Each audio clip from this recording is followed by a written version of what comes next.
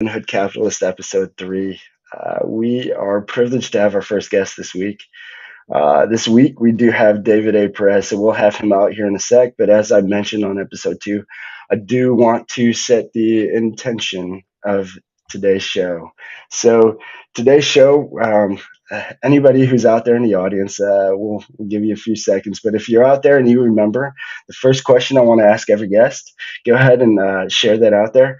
I'm going to give him a little idea of what that question is by teasing and setting up. So, the reason for the question is Heath Ledger had a quote that was very powerful to me, and we'll get into that here in a sec when we get started with the show. But then we'll go over after the first question. We'll go over David's powerful quote and what we quoted or titled the show as, which is "Don't live a life not worth documenting." We'll talk about where that came from and the meaning behind that.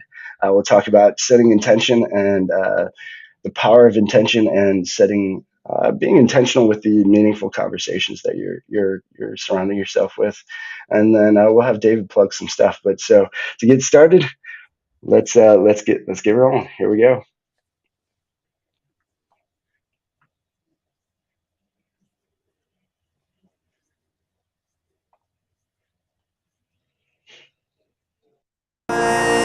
You get one heartbeat song. Take it seriously. This is your masterpiece. Don't forget to dream and taste the colors in the air you breathe. It's your masterpiece. Go ahead and feel it all. Don't stop till it is beautiful.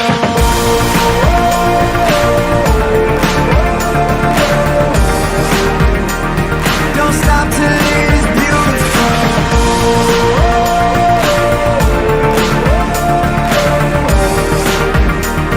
Don't stop till it is beautiful. All right, let's bring him up. David Perez, welcome to Mr. the show. BYOE. What's going What's good? on, guys? Thank you for having me. Oh man, thank you for joining us. So I will set you up with the reason for my first question, and my first question is, are you happy?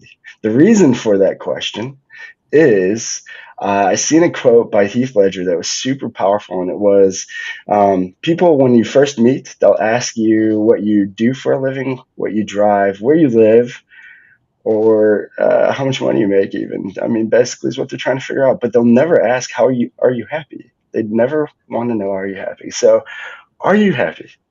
I'm very happy. I'm happy to be here with you, gentlemen. I'm happy for another day of life. I'm happy that we get to have a great conversation and hopefully share some information, some insights that may open some eyes and open my own eyes by listening to some of the things you guys are going to share. Oh, I love that. Oh man, you're so good. That's that great answer.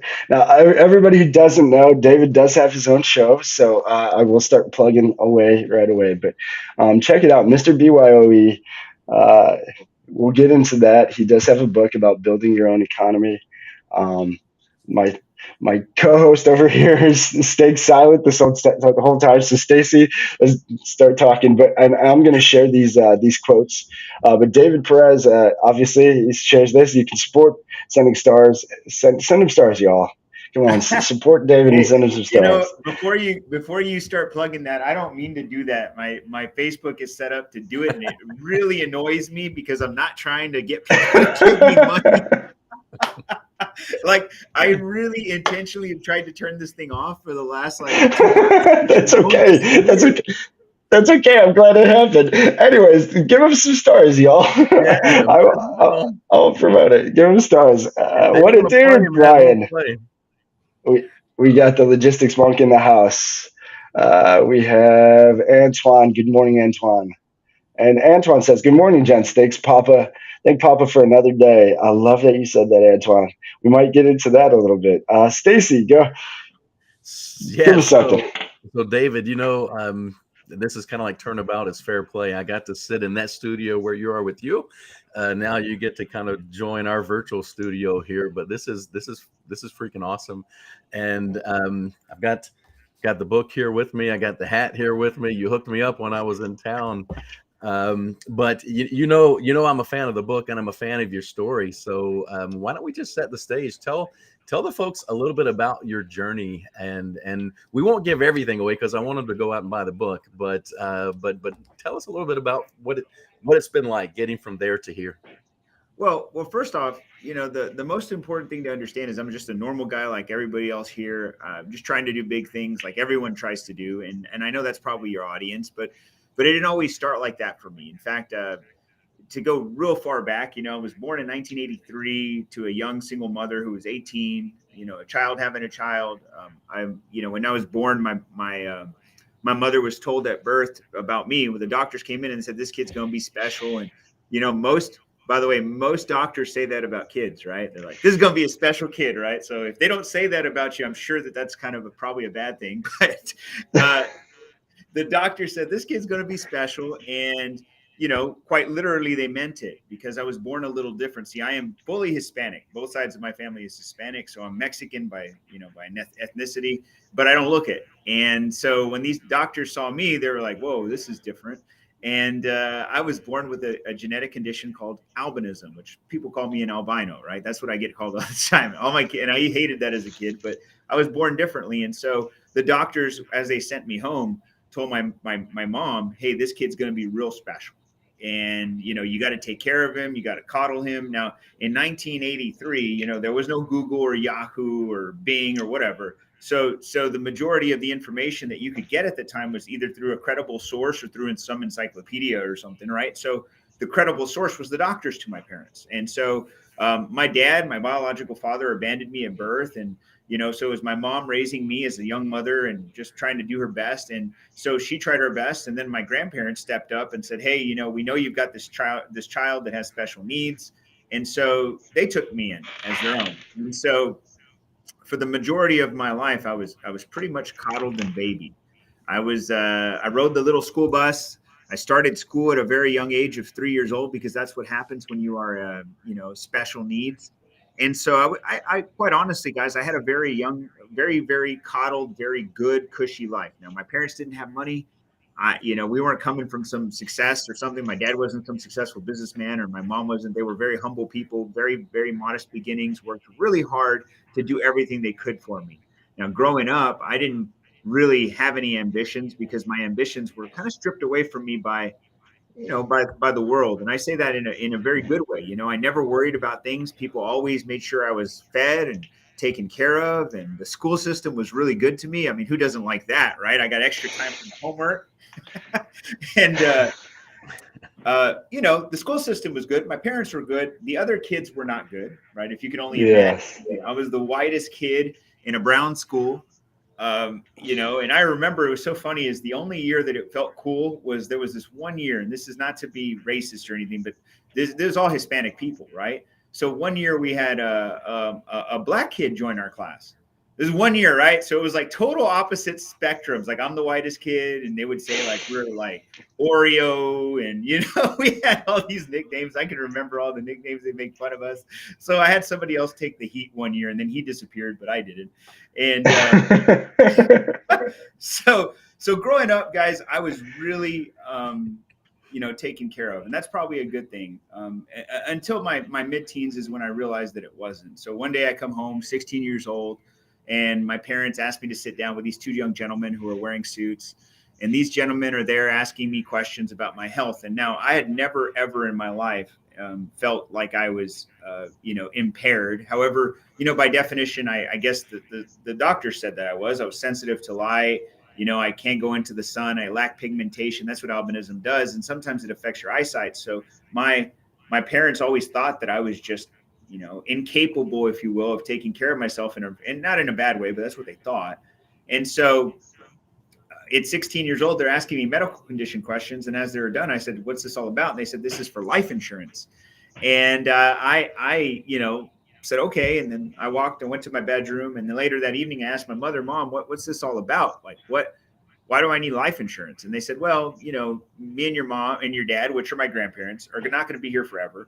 And we want to make sure whoever is here to take care of you gets taken care of, right? That's really what she said. Like, they're buying life insurance in case they die. Somebody else will get money for me. And you know, it was one of the most eye-opening statements I ever heard in my life, because it was really them affirming to me without me really knowing that they didn't think I was capable of taking care of myself.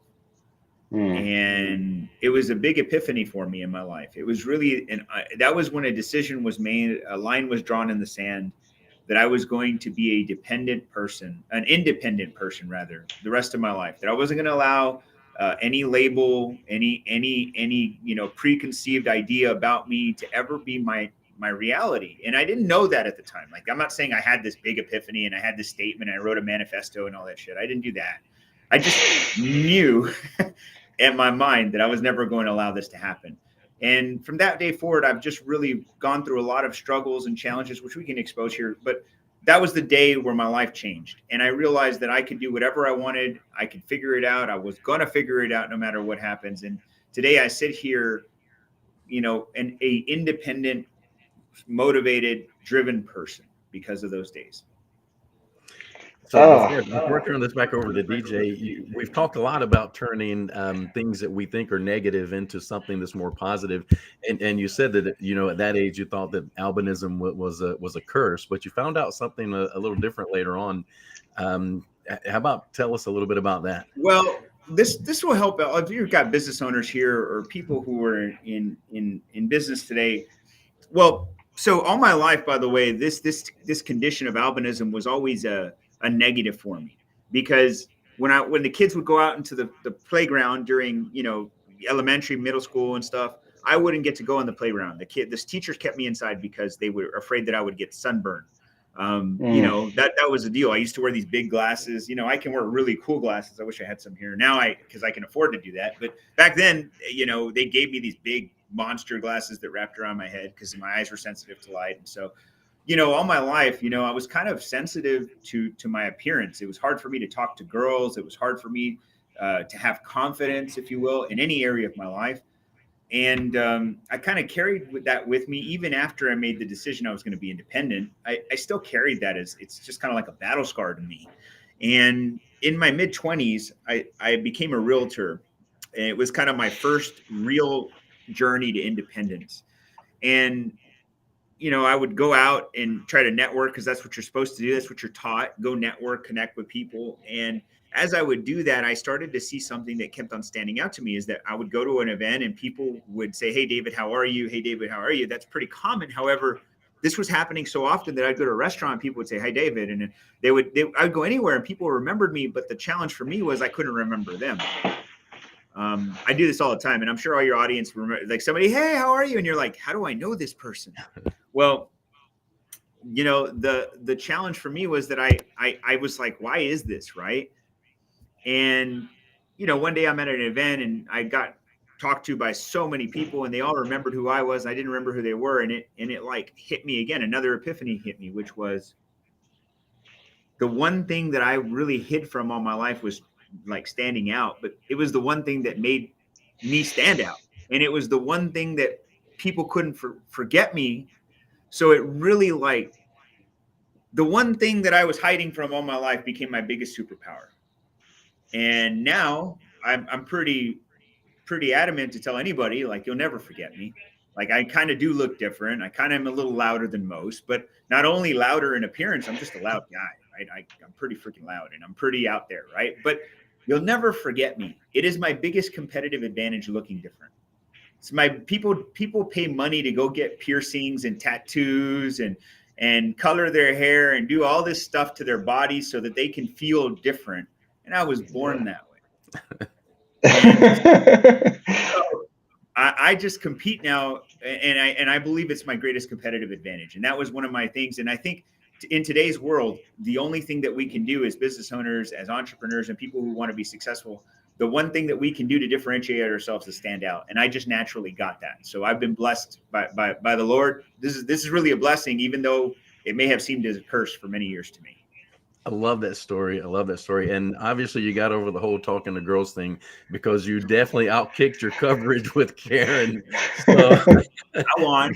Yeah. I won. All right. I love that you shared that, David. So we did talk about some other topics, but you shared something that I think will really resonate with a lot of people that are out there today. And I was the same. So DJ, so my actual name is David James, but I've gone by DJ my whole life. Um, because that's what my mom, just what I was for family. But I had a time in my life and been in sales, and like you, decided I need to be more professional. So I need to go by David. And then I had that same mind shift change that you did, where it was like, no, DJ, people remember DJ.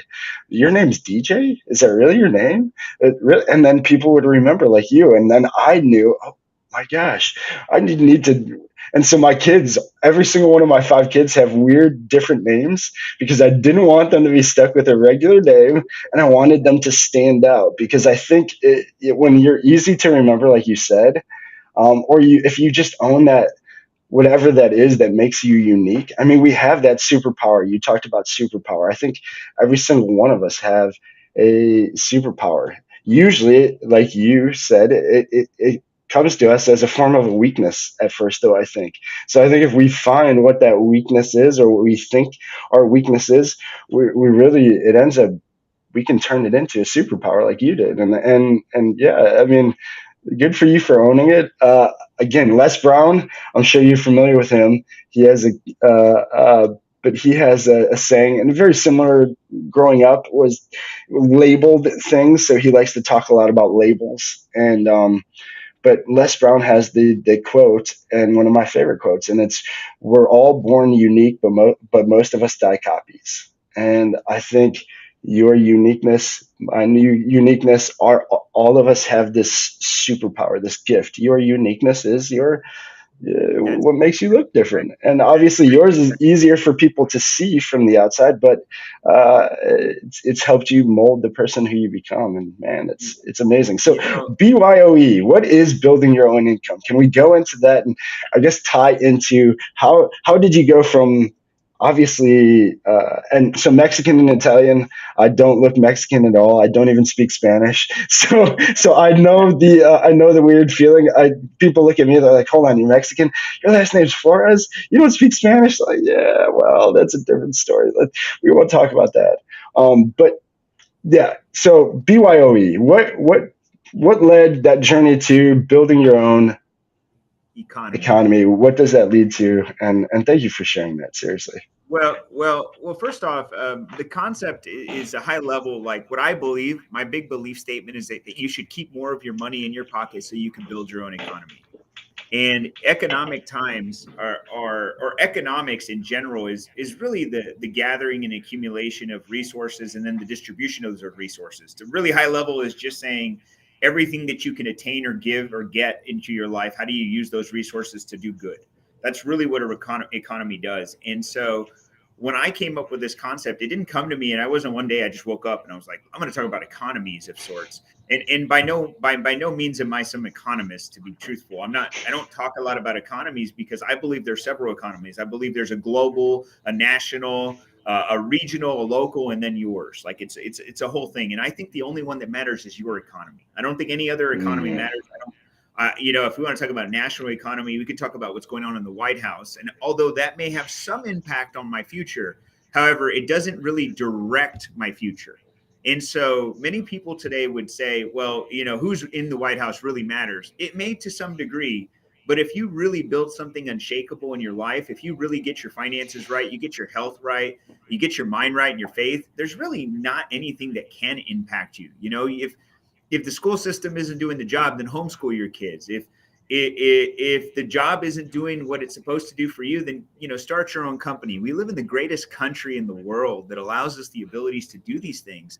And I believe that building your own economy is the only way to live. Now, when I came up with this concept, it wasn't surely out of an economy. It was more so all the accumulation of years of experience of trial and tribulation and things that I had to go through from being labeled disabled to overcoming that challenge by being fearful of or really lack of confidence because of my appearance to overcoming that to almost going bankrupt one year because I was really just ignorant in my financials. So many challenges that came to me that I realized that the only thing that I can control is me.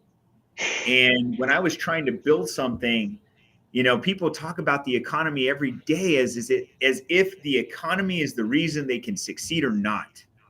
Like, that is everybody's statement. If you turn on any news media outlet, they're like, the economy this, and the jobs report is this, and inflation is this. And it's like, all of this is really just nonsense, because the truth is, it really doesn't matter till you look at your damn bank account, that you get on the scale, and you look around you and you say, do I enjoy my life, and have I built something that I can be proud of? Not only that I can be proud of, that can't be shaken. Like, have I built a marriage that can't be shaken? Have I built finances that can't be shaken? Have I built some health that isn't afraid of a pandemic?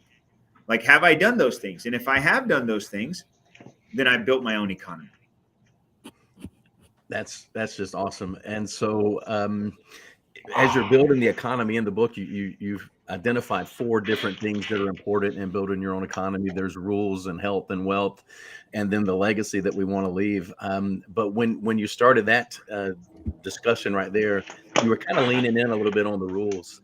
Can you talk just a little bit about what rules, because it gets down to values and principles when you're talking about rules. So let us know a little bit about how that helped you as you started to grow from that humble beginning to multi-million-dollar business owner. Well, I mean, some foundational things that we should all think about is, like, how do we handle our finances, right? So I think about, like, a rule, for an example, is like, I invest in assets, not liabilities, right?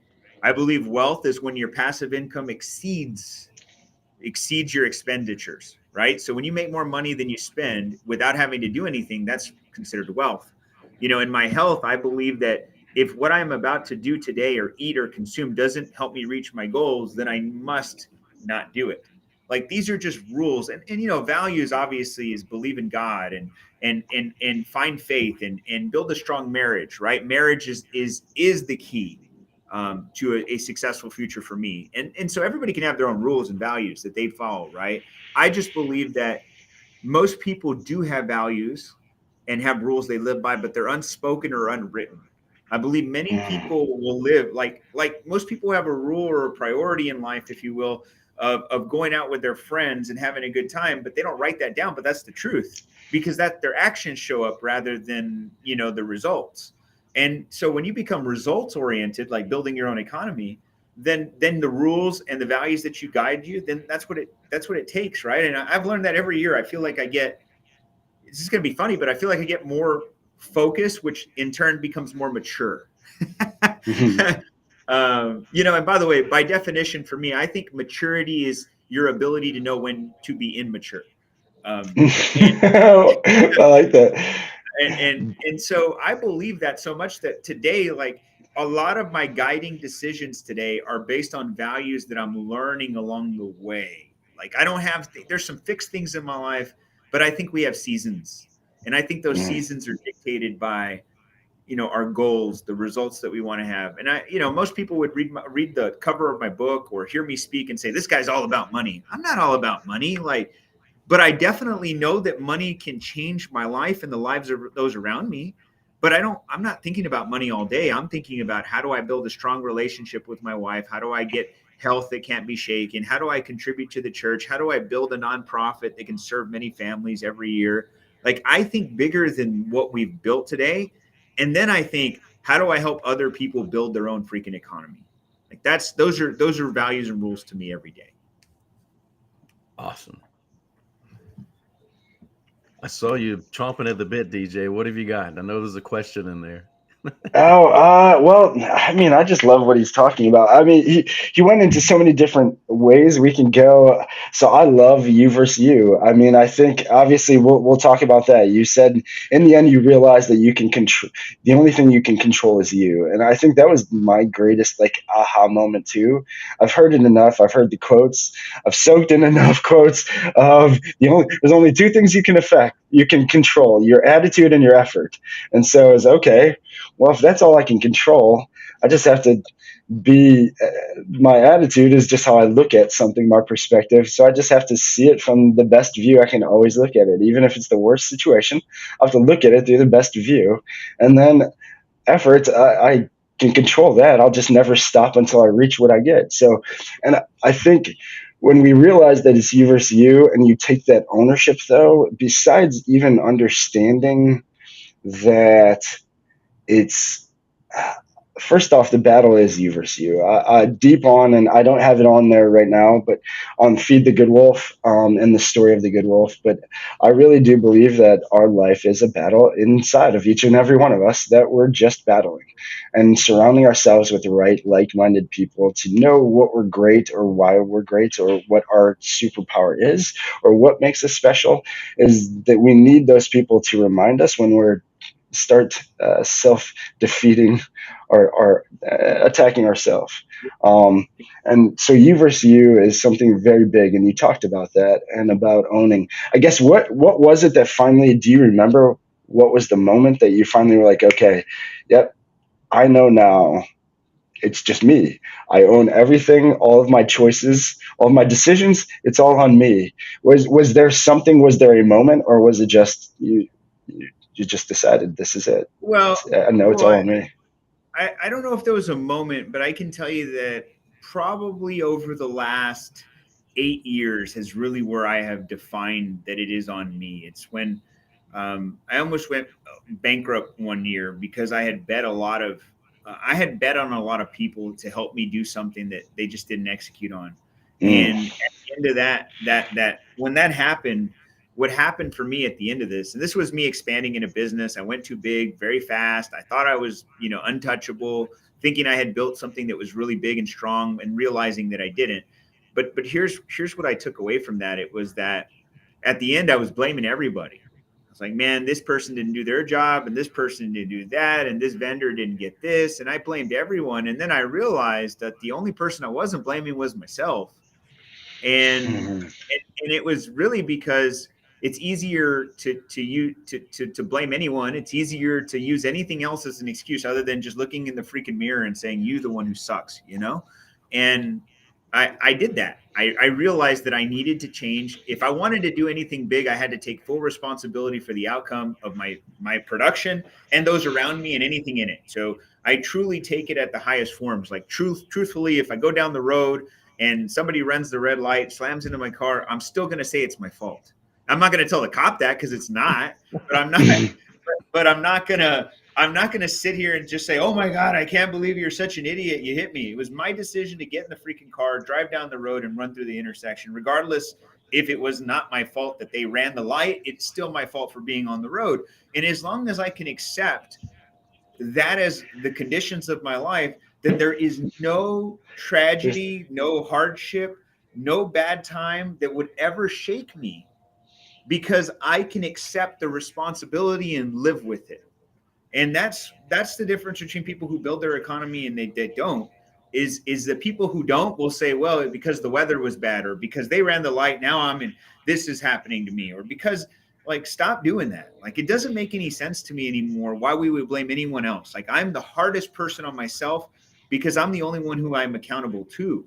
Even in my relationship with my wife, I don't beat her up for anything. If there's ever a time where her and I, find that we're not in agreement to something, and I'll always say, I'm the one who's wrong here. Why? Because it's true. Like, there's got to be something I didn't do, right? There's got to be something I didn't say. Just take responsibility for every action, and life literally just becomes so easy to live. Like, the journey is so easy. If you lose money, who cares? If you make money, that's great too. Take responsibility for it, because that's just the ultimate way to live life. I think so. uh, yes, amen, amen, amen. And Once in the the power you in the get, book, DJ, in the book, he laid it out straight up. He said, "I am the cause and the solution of every problem in my life." Yeah. And so just take ownership. the power you get from that, once you do that, I'm telling you, that was, so for me, that was the mind shift. That was the hack for me, or that was the little thing for me, was once I knew that there's nobody else to blame. Like, regardless of what happens, regardless of what falls apart or where I'm at, there's nobody else I can blame but me. Then it's like, okay, well, what am I doing? So now I'm just checking everybody else. I don't worry about what anybody else is doing. I don't worry about what else is going on. And I love that you went there. So I want to go deeper into that. Building your own economy. I love that you again, haven't read the book yet. I will share. I shared it on enough shows. I'll share it again. I'm not a very good fast reader, so I need to listen to it. And I did not see it on Audible, so I'll have to find some It, other audio by version. the way, it's about to come out on Audible. This has been a painful journey for me. Every time I've recorded the stupid book, the audio comes back kicked back by Audible. So I just paid somebody to do it, and I'm recording the commentary. I think we'll have the book out no later than the end of May on Audible, so it'll be Well, there. look for it on Audible, y'all. Yeah. So Look don't for it on worry. Audible. And I will definitely have it then. But I love that you talked about not paying attention to any of what the world economy, what the national economy, all the different economies, and just your own. I think what I even deeper than that, what changed my view, and we'll go on this because I think you do a great job with this, with the Mr. BYOE and all of those things and your podcast. But it's branding. I think that even the next level of that is branding and being your own brand. Uh, to wrap up, I know you have a little background with John Hewitt, and so we'll throw him out there. And he's very big um, on you being your own, be the CEO of you. Like, you are your own owner. You are the owner of you. I think that's your brand. You are your brand as well. And so that's where I went on this journey of just building who am I? Like, I didn't. I'm sure a lot of people have been wondering, like, what is this guy? This guy's on everywhere, but he's not. What is he actually doing? And it was, I was following the ideas and the of Gary Vee. I think we are all our own brand. We don't have to, once we allow employees, once we allow our team to be who they are and why we hired them. I think companies, the top level companies, have a lot of too much fear or control and not enough trust in their employees. They want a lot of trust from their team, but they don't want to give it first or give it away. And John, another thing John likes to say is to get loyalty, you have to give loyalty. And so I think touched on a few of those things, but again, you talked about the importance of economy and you focusing on your own. As far as branding, did you strategically go with Mr. BYOE? Did that just all fall in place? The podcast was branding behind it, and how important is branding and being your own brand to you? So I'll tell you this. I've never shared this, guys. So I'm going to share something I never shared with anybody before. Is that, when I was writing my book, the intention was to build a brand out of it. Okay, and it's strategic, right? You write a book because you want to deliver a message. And so when I wrote the first book, and I'm going to say this because I've shared that I've written more than one book, but I'll share this. I wrote a book, and I wrote it very strategically about financial services and cross pollination, creating other rev streams, and how you can maximize and monetize an audience that you've already got, or a customer base, and the need for that. And that was my first book. I wrote this thing because I thought, like, that's what I wanted to be known for, and I thought that was what was going to drive somewhat of a brand or maybe a calling for me. As I was getting to the end of that book, I realized at that point that that was not the book I needed to write. And it wasn't because it was bad, even though it might be. I haven't published it, so it might be bad. I literally sat down and I just, I had printed up the book and I just tore it in half and I said, this isn't it. And the story that came from there was this economy building concept. And then Build Your Own Economy came to me. I was sitting at a table with some guys. We were networking. They asked me what I was doing. I told them I was writing a book. They planted a seed in my mind about economy and doing multiple things. And it sounds like I was building. And so I put that pieces together and I said, building your own economy, strong. I like it. So I went with that concept. But then, as I started to write the book, it then became what I thought could be somewhat of an impact on other people's lives. And that's truly when it started to think brand for me. It hadn't, I kind of intentionally knew what I was doing, but I didn't know. And today it's more like, I think the greatest brands have a movement, a calling, right? They have an actionable take, right? You don't just say, I want to build a brand without having something to take people to or take them with you somewhere, right? People follow brands because it makes them feel a certain way. It gives them an emotional connection, and it establishes a relationship that goes beyond just a product or service. And that's kind of how I started to think about this. It was like, this book wasn't for me, even though it helped me share the stories in the book, by the way, I had never shared in my life. Ever. I had never told anybody I rode the little school bus. I never told anybody I was labeled disabled. I had never told anybody any of these things until I wrote the book. So if you could only imagine that that was one of the hardest things I've ever done in my life, because it was like, running outside naked, that's really what it was to me. And to come back to this branding thing, it's like I realized while I was writing the book that this could be big, but I didn't know how. And even today, to be truthful, DJ and Stacy, I'm not 100% sure how that is either. Like, I am still not clear on exactly, I know what I'm doing, but I don't know the mission. Like, I don't know how it's going to happen. I'm not leaving it up to fate, though. I've hired some really good coaches and I've hired some really good people. Like, I'm going to figure this out.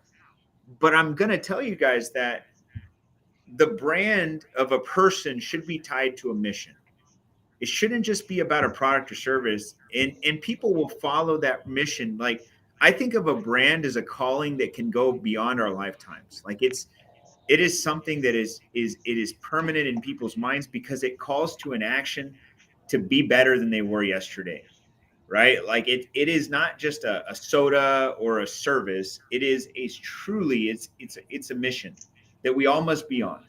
And it is irrelevant that maybe I was just the founder. However, it is not what I want to be. I don't want to be some icon for this. What I want to do is I want to instill that the need for you to build your own economy it's not even, to be truthful, it's non-negotiable here. It's a requirement today, more than ever, in a life that is truly designed, in a world that is designed to keep you a dependent. By every way you hear it, see it, the media is trying to keep you thinking a certain way. The government's trying to keep you on some sort of assistance. They're trying to hold the carrot in front of you to take action. In a world that everybody is saying, pay attention to me and don't pay attention to your own thoughts, your values, why wouldn't you want to build something that nobody can impact? And that's the brand that I'm trying to build.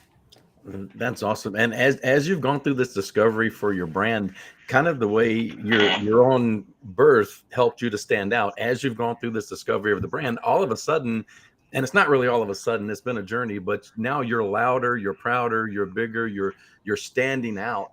Because I remember when you started with just a few daily videos that you would do from your car as you were going to the gym in the morning. And now you've got thousands of followers, tens of thousands of followers. You're on every platform. You're hosting big events. So you made a statement, and maybe we can dig on this on your brand. It was the other day we were on the webinar, and you said it's not the best that wins, it's the noticed. It's the one who's seen. So maybe dig into that just a little bit, and how this brand discovery helped you get louder and prouder. Well, I think that the easiest way to stand out is to have an opinion. I think many people today don't or hesitate from sharing their opinion because of fear of judgment, criticism, or some sort of boycott, right? Like, I used to think this way, by the way, and this is not that long ago. I used to say, like, I can't say I have strong political views. I have very commonsensical approaches to things, right? Like, I'm not saying I would vote a way, or I know what party I align with more. However, if they were to change their belief systems or say something against it, I wouldn't just tote the line.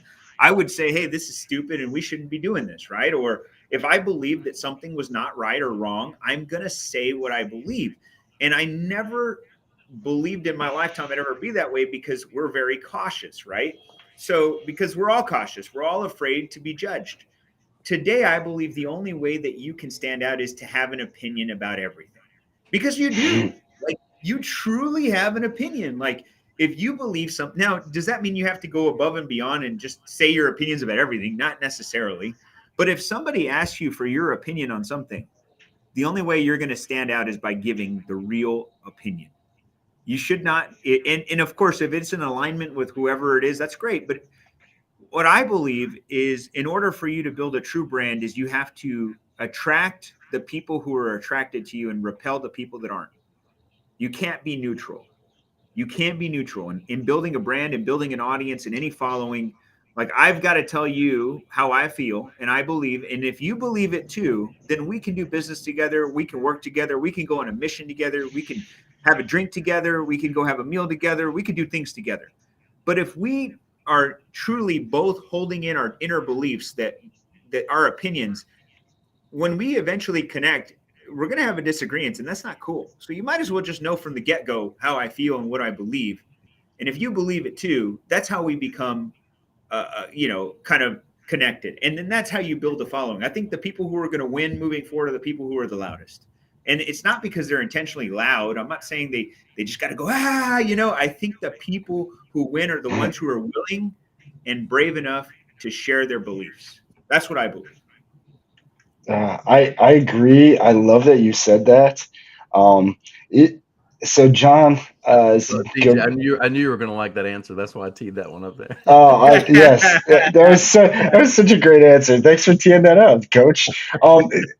I will tell you though, your answer. I want to go deeper with that. So John, he's been very adamant on that recently. With if we all have the same answer, same opinion, one of us is not necessary. Is one thing. One of us is not needed in that room. Is something that he says a lot. But I think there's a quote that I heard from Mike Tyson. And maybe it was on Terry Cruz's show, but it was, if we're a friend to everyone, we're an enemy to ourselves.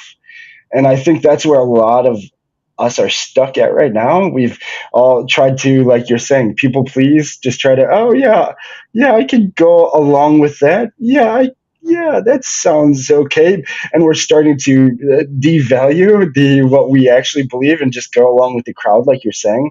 I think we do need more people who are just going to, no, I think that is wrong. I'm on your team, but I think that is wrong. I think what you're doing is wrong.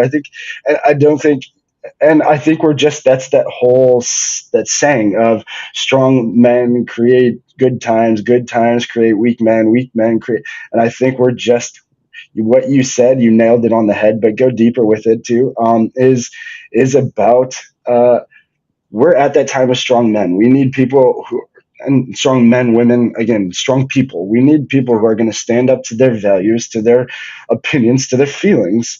And if it is bothering you in some way, we need to voice it. We need people who are going to stand up and say, okay, enough, like, this is not right. Go deeper with that. Is that kind of where you're going with it? Yeah, when people have an opinion, it doesn't mean that you got to go above and beyond, to get into people's business, if you will. But when something impacts you, you should speak up. When something impacts you, you should say it. Like, recently we had this banking crisis, and the truth is, a lot of people were saying, well, it's, we need to protect the investors, we need to protect the account holders, and it impacts me because we all pay taxes, and those taxes are going to impact somebody at some point. And even if we don't get those tax dollars given to those banks, we will incur higher fees, transactional fees, and usage fees, and all these things. So I'm like, dude, this is stupid. Why are we bailing people out? They're stupid. They put their money in a bank that they didn't, maybe they shouldn't have done it. Maybe they should have. It's not my fault. But at the end of the day, you touch fire and you get burned. That's on you, man. And if you share things of that nature with people, some people get offended. Well, everybody should have protection. Well, I agree. That's exactly it. But I mean, how far do you need to take it? Right? How far does it have to become at the expense of others? Right now, we have an environment where high credit people who have high credit, good credit worthy people are now going to share in the cost of subsidizing low credit buyers for homes. Where actually, if you have high credit, you're going to actually be imposed an additional fee. You're going to pay more. Yeah.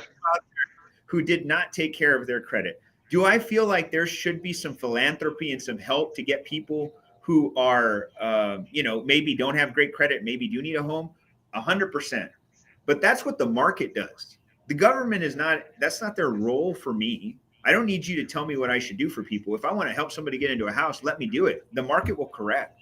The market will provide. I believe that wholeheartedly. I believe that God will provide, the market will correct, people will do what they need to do. The right thing will always come. And see, those are opinions of mine, and I'll share them very strongly. And if somebody said anything else, that's good. You should have your opinion. But if we don't agree, that's cool, because you know why? I don't have to work with you. You don't have to work with me. That's the greatest thing about living in this country. We don't have to hang out. We don't have to do anything Choice. together. We get the choice of everything. We get the That's choice. right. Yeah. I don't have to go to your house. You don't have to come to mine. We don't have to do business together. We don't have to hang out. We don't have to shop at the same stores. It does not matter to me. I'm just going to tell you how I feel. And if you like it, great. If you don't, well, I'm not trying to offend you. I'm just telling you how I feel. That's it. Well, Yes. you mentioned philanthropy and giving back, and that's the responsibility of all of us. We can't rely on the government to do it all. But you put your money where your mouth is. You put a lot of free content out on your streams and on your sources. But even above and beyond that, every year you're out there. And I know we're a little early for the event, but in the fall you feed thousands of families that are hungry out in the RGV part of Texas. So tell us a little bit about some of the things that you do for giving back. Well, I believe that the secret to living is giving. And if you are going to do any impact, you've got to give. In fact, I read just this weekend, Stacy, I can't remember the name of it, and I'm going to butcher this, but it's by Andrew Carnegie, and I think it's called the Gospel of Wealth. I think that's what it's called, the Gospel of Wealth. And in this writing, it's Andrew Carnegie, which is one of the richest men that's ever lived. He specifically speaks about that men who achieve, and he says men because that's the time, right? Or anybody who achieves great sums of wealth, if they die with that wealth, that was the worst thing they could have ever done. Like their job was to distribute the wealth. Like that is their job. Like they've been blessed with something and their job is to distribute it.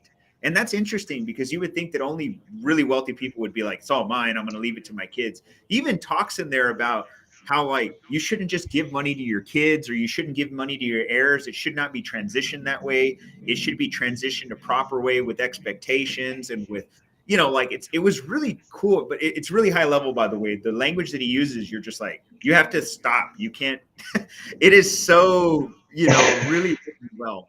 But the reason I'm sharing this with you is because I don't see a world where we have to be so selfish that we can't give.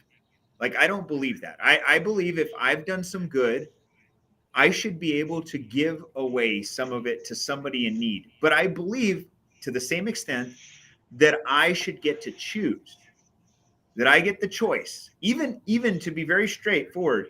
If you give fruitfully, that's great, but I think you should expect to see where it goes. Like I believe that. And I mean, maybe people don't believe that, but even at the church, right? Like if you're going to give 10% of your money to the church, at least be able to see where it went, right? Like I believe that. And I Yeah. don't mean that because I don't trust anybody, but I want to have an impact. And if nobody's going to let me see the impact, what's the point of giving? Like I want to have an impact. I thought about when I read that this weekend, I just thought about, man, when I have enough money, and I say that because I don't have it yet. I want to. There's a local park that I love going to and walking that needs a lot of work. I want to fund that park. I want it to be the most beautiful park for people to come and enjoy with their children and their families. I want to do that. If I have enough money, I want to sponsor a library because those are going out of style. And I want that to have books of business and entrepreneurialism and faith. And because those, by the way, are the only true resources that'll be around in the next few years because what's happening is the media's got a narrative, the world has got a narrative, and all the real facts are still in books. And we need to keep those books, preserve them. I believe that. And so anyways, we started to do this nonprofit a few years back. In 2013, I realized even though I wasn't making a lot of money, I thought I could help a few families. So I started feeding families during the Thanksgiving holiday. Just by myself at first, just going to random people's houses that looked impoverished. And I'd say, here's a meal for you on me. Somebody just wanted to bless you today. I don't know who you are. I don't care who you are. I don't care if you even have the money to do it yourself. I think this is something you deserve to have, and I would do it. And then I add some of my team to help me from my company. I'd say, hey, let's go drive around and let's go find some families. And then I started asking the community and my friends and my families and everybody else to involve. And now we have a few hundred people that get together every fall and assemble, and we deliver Thanksgiving meals to families all across the South Texas area. And these are a collaboration of people. It's not all me, right? I don't put up all the money. I do put up a lot of money. It's my time, my resources, my team, the community members, the volunteers, the families that get impacted. And it's just truly, it makes me feel good. Although I will tell you guys this, because I've never said this. The 30 days before that is just straight up, man, hardcore Oh frustration, yeah, pissed off, only because it is a lot of work. And it's a so lot. many people probably think, oh, he's just trying to show off. If you take the first 30 days of the work before that event, somebody would take that off my hands. It would be the most enjoyable day of my life. You know, saying I hate it, I would just say it ain't all for fun and, you know, for appearances. If it was, guys, I would just write a check to somebody and show up. I don't do that. I actually get in the damn weeds, and you know, just thinking about it gets me a little frustrated. But the day of, when we're done and we sit down, me and my wife and some of the team, every year we get together right afterwards and we do lunch. It is so cool to share the stories and the impact of those families that we got to meet and touch. It is just, it's heartwarming. It just makes you feel like all the stuff you're doing every day is worth it. No joke. It really does. And so we do that every year at Stace. And I encourage anybody to do this. Anybody can do it. Just get 10 meals, like literally get a basket, fill it with everything you would need for Thanksgiving, get a turkey, drive to the poorest area of your town, look at a home that looks like it needs some food, knock on the door and say, this is a meal from somebody who thought about you. It's out of love and respect. May God bless you, and walk away. Don't even stay there. Don't do anything. And just do it, just out of the kindness of your heart. And I promise you, when you walk away and you see the tears in that family's eyes, you see the kids who were impacted, you're probably going to want to do what we did, which was every family that we see that is just super grateful and we know they need help, we go back for Christmas and take all their kids' toys. Uh, I love that you shared that. We're gonna go a little bit deeper with that because Simon Sinek talks about giving, and the power of giving is, or the fulfillment from giving is a selfish act. That giving is a selfish act. So we'll get into that, and then we'll have them plug. We'll have them plug. Have you plug? You know, what's next? Your next event, where they can find you, and all of that stuff. If you guys have enjoyed the show, and shout out to Jose. Thank you for being here during this. And yes, I agree. Best feeling in the world when someone is happy and better because of you. Uh, the act of giving and what you're talking about, David, I think is what we're missing from a lot of those people, but I don't think they know the secret. And the secret is from the people who can give. And the secret is that, like Simon Sinek said, I truly believe, like he said, it really is a selfish act in the end, because like how good you telling the story, you could see how you were frustrated about how The logistics. aggravating and the logistics of putting it all together, the event. But then when the event happens and that feeling you get, because people, and just the joy, excitement, the happiness, you're like, oh my gosh, I want to do this. Can we give more? Let's give more. And I think it really gives you this feeling of like, wow, I kind of like this. And all I did was give stuff away. Can I give more? And that really is, I guess, what transitioned me. I heard, shout out to John again, John Hewitt, Loyalty Brands. We mentioned this, but in his book, he talked about giving. And one of the short stories he shares is about writing a letter to his parents and trying to outgive his parents. I think having somebody to outgive, that was really, I've just secretly behind the scenes been like, okay, well, I'm going to try to outgive everybody. Let's see if I could I'm not going to tell anybody who I'm outgiving. I'm just going to, if I see somebody who gives, I want to give more than that person. And then, oh, that person's giving, I want to give more. And for me, that's been the enjoyment now, not anything else that I'm doing. What else can I give? What do I know? Or what is the special thing that I could give to this person? Or what do they need right now that I can help with? And I think once you even just change that and find what your skills are, that's where the collaboration, where all of this future leads, I think, us to partnering in these partnerships and what the world I think we're going to see. Because I think in the end, collaboration is the future of business. I think that's what we're going to see this year and the years coming, with a lot of strong people. But yeah, once you get that, be like Simon Sinek says, go out there and give, see that feeling. Like David said, don't even wait for Thanksgiving. David, we're going to have you come back on so we can maybe do this giving event during Thanksgiving together. I think that would be so fun, because I definitely want to do it now too. If you'd like, I could come on here and I could break down how you can actually do it in a group. I can show you guys how to do it. And that would help everybody. Maybe we can get all the viewers to commit to doing 5 families. And let's say we get 20 people, that's 100 families impacted, or this, we could shoot for a number. I'd love to do that. Let's do it. Okay, so we'll plan that, guys. Anybody who's watching, if you're interested, obviously look for details on that. I do want to do that. I've always tried to. I'll tell you, it's funny trying to volunteer for those organizations, homeless shelters, places giving out meals during Thanksgiving. There's a waiting list, so people really want to. I think this is the next level where we can really give back. So I'm excited about that. So David, to wrap us out, well, Stacy, I guess final thoughts, and then give it over to David to kind of take us out. David, plug people can find you, where they can follow you, where they can find your amazing content, like Jose had shared. And I'm just going to go through these comments while you guys are finishing up. Well, I'll finish this piece here. I always love hanging out with David. It's I always get so much more than I give when I get to hang out with you. So I just appreciate you being here, man. And I know some of the things coming up. There's some super exciting stuff coming up for you and your brand and your company. So yeah, how about take us out with some things that you've got upcoming?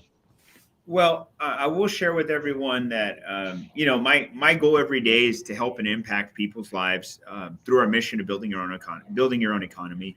It is somewhat selfish, because the more I can help people, obviously I read in here money mindset, the more I can obviously generate in revenue. I mean, I'm going to be honest with you. Money is a motivator for me, because I want to do big things. And the only way I can do that is with money. Okay. So you guys out there who are trying to make it big and who are trying to do big things in the world, and you're trying to be the best entrepreneur, the best leader, the best, steward of the world, the things that you've been given. And here's what I would tell you. Don't be ashamed to say things like that. Don't be ashamed or hide behind, being proper or stuck. Remember that building your own economy is very in line with sharing your beliefs. It's being proud of who you are, what you've done, and how you've done it, and how you can help others do it too. It's about doing the biggest things in the world with the resources that you've been given, and then maximizing those resources so you can continue to multiply. And I'm super blessed today to be able to lead this movement. I'm to be truthful, as I mentioned, I was born special, but I didn't think I was special, and that is, I can't help. I can tell you I'm very patriotic in some respects, because I'm very thankful that I was born in this country. I'm very thankful that I was born here. And I'm also very thankful, that I've had the experiences of trouble and the experiences of success, all of which have helped me to kind of come up with the concepts and ideas that I do today. I just want to give back to anybody I talk to. I want to help you. Stacy's very humble when he says that. I think I get more from Stacy than he gets from me, but we can have a debate later. I just will say that I'm very thankful for anybody who listens to my message. Again, if you align with it, you can follow me, davidaperez.com. All my social media channels will be there. The BYOE show on YouTube. You want a copy of my book, and go to Amazon, Building Your Own Economy. You can grab a copy. I think it's a few bucks there. On my website, it might be a little cheaper. You can check there. I also have these cool caps like Stacy's got behind him. If you want to grab one of those caps, right here. So I'd love to connect with you. If you have any inclinations of growing your business in some respects, and by saving on taxes or any of those things, that's what I do. Look at my website. You'd be more than happy to help you guys. And I want to thank you two gentlemen for having me here today. Man, thank you so much, David. Of course. Thank you for joining us. Thank you for this very meaningful conversation. I appreciate you jumping on with us and being our first guest to kind of kick this off. Like Johanna said, it's going to be on Audible, y'all. So if you want to listen to it instead of read it, it will be available here soon. But yeah, check out Building Your Own Economy. Like Coach Stacy is holding it out there. Build your own economy. Stand strong to your beliefs. Be you. There's only one like you. It's the easiest job to do is just to be you. That was good. That's easy. You like that? Well, thank you. But I will take you all out. Again, thank you guys for joining us Tuesdays and Thursdays. be sure to check us out, the Robinhood Capitalists. Thursday, we're going to recap this. So, David, anything we break down from this, we will be breaking this down on Thursday's show. Me and Coach Stacy B. Again, check out Coach Stacy B if you do want any guidance and coaching. David has used him quite a bit. If you check out that video that I plugged, and I'll share it as well. Stacy was with David, and David was actually had hired Stacy to do an event with him there. So even the most successful coaches are having coaches. Everybody needs a coach. Coaches help you really skip decades in your career, in life, in advice and wisdom. So search out a coach. Surround yourself with the right people. Keep feeding the good wolf, and remember, this game of life is you versus you. It's great stuff. Till next time, y'all. Bye-bye. See you Thursday.